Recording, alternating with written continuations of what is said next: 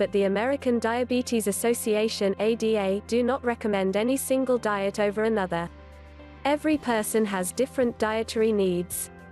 Doctors now individualize diet plans based on current eating habits, preferences, and a target weight or blood sugar level for that person. Foods containing carbohydrates, such as bread, rice, pasta, milk, and fruit, are the main fuel source for many bodily processes. The body uses insulin to help bring glucose from the blood into the cells for energy. However, in a person with diabetes, insulin is either absent or does not work properly. This disrupts the body's ability to use carbohydrates effectively and, in turn, causes sugars to be high in the blood.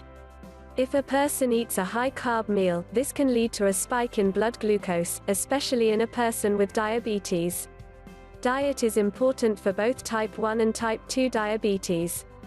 Limiting the intake of carbohydrates is the central concept of the keto diet. Researchers initially developed and continue to recommend the diet for children with epilepsy. However, some reviews maintain that it might also benefit some people with diabetes. Some research has suggested that following a ketogenic diet might reduce the risk of diabetes in people who do not yet have it, improve glycemic control in people with diabetes, help people to lose excess weight. In this article, we look at the possible links between the keto diet and diabetes. The ketogenic diet and diabetes. The ketogenic diet severely restricts carbohydrates. It forces the body to break down fats for energy. The process of using fat for energy is called ketosis. It produces a fuel source called ketones. Impact on blood sugar levels. A ketogenic diet may help some people with type 2 diabetes because it allows the body to maintain glucose levels at a low but healthy level. The lower intake of carbohydrates in the diet can help to eliminate large spikes in blood sugar, reducing the need for insulin. Studies on ketogenic diets, including research from 2018, have found that they can be helpful in controlling levels of HbA1c. This refers to the amount of glucose traveling with hemoglobin in the blood over about 3 months. Impact on medication. Ketogenic diets may help reduce blood sugar levels. As such, some people with type 2 diabetes who also follow a ketogenic diet may be able to reduce their need for medication. However, scientists have warned that those following the ketogenic diet alongside an insulin regimen might have a higher risk of developing hypoglycemia, low blood sugar. Hypoglycemia occurs when blood sugar levels fall to 70 mg per deciliter, milligram per deciliter, or less. It is best to discuss any diet changes with your doctor while on medication. Not consuming enough carbohydrates can be dangerous when taking certain medications for diabetes. Impact on weight. The ketogenic diet helps the body burn fat. This is beneficial when a person is trying to lose weight, and it may be helpful for people whose excess weight has influenced the development of pre-diabetes and type 2 diabetes. Even light to moderate weight loss through diet and exercise might support glycemic control, overall well-being, and energy distribution throughout the day in people who have diabetes. Research has shown that people undertaking a ketogenic diet show an improvement in blood sugar level management and that some have experienced noticeable weight loss. Meal planning. Ketogenic diets are strict, but they can provide ample nutrition when a person follows them closely and is mindful about meeting nutrient needs. The idea is to stay away from carbohydrate-rich foods that could spike insulin levels. Typically, the carbohydrate intake on a keto diet ranges from 20 to 50 grams g per day. To follow the keto diet, people should focus on developing a diet plan that consists of 5 to 10% carbohydrates, 10 to 20% protein, and 70 to 80% fat content. They should avoid processed foods and focus instead on natural foods. A ketogenic diet should consist of the following types of food.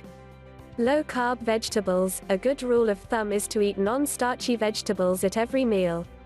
Beware of starchy vegetables, such as potatoes and corn. Eggs. Eggs are low in carbohydrates, as well as being an excellent source of protein. Meats. Fatty meats are acceptable, but should be eaten in moderation to be mindful of heart health. Also, be mindful of consuming too much protein. Combining a high level of protein with low levels of carbohydrates may cause the liver to convert the protein into glucose. This would raise blood sugar levels. Healthful fat sources, these include avocados, olive oil, nuts, and seeds. Although the diet is mostly fat, it is important and recommended to include mostly healthy fats over not as healthy options such as bacon, sausage, red meat, and fried cheeses. Fish, this is a good source of protein. Berries, these are good sources of fiber, vitamins, minerals, and antioxidants that are okay to consume on the keto diet in the right quantity. One problem with this diet is that it can be hard to follow in the long term.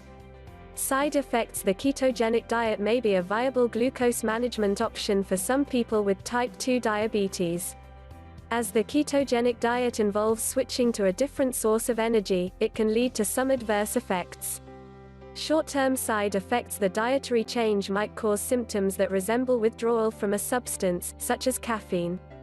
These symptoms may include keto flu, a short-term group of symptoms that resemble those of flu. Noticeable changes in bowel habits, such as constipation, uncomfortable leg cramps, a noticeable loss of energy, mental fogginess, frequent urination, headaches, loss of salts. In most instances, the side effects are temporary. People often experience no long-term health problems. Long-term side effects: long-term effects might include the development of kidney stones and an increased risk of bone fractures due to acidosis. Other complications include the risk of dyslipidemia and a possible increase in hypoglycemic episodes. Some animal studies have suggested that, since a low-carb diet often involves additional fat, there might be a higher risk of cardiovascular disease (CVD) due to a buildup of fats in the arteries. People with diabetes already have an increased risk of CVD. Children may also experience stunted growth, due to reduced levels of an insulin-like growth factor that can lead to bone erosion. This can mean weak bones that are highly susceptible to fractures when a person follows the keto diet. There is a lack of evidence about the long-term safety and effectiveness of the keto diet, and researchers have called for more primary studies and more evidence before recommending this diet.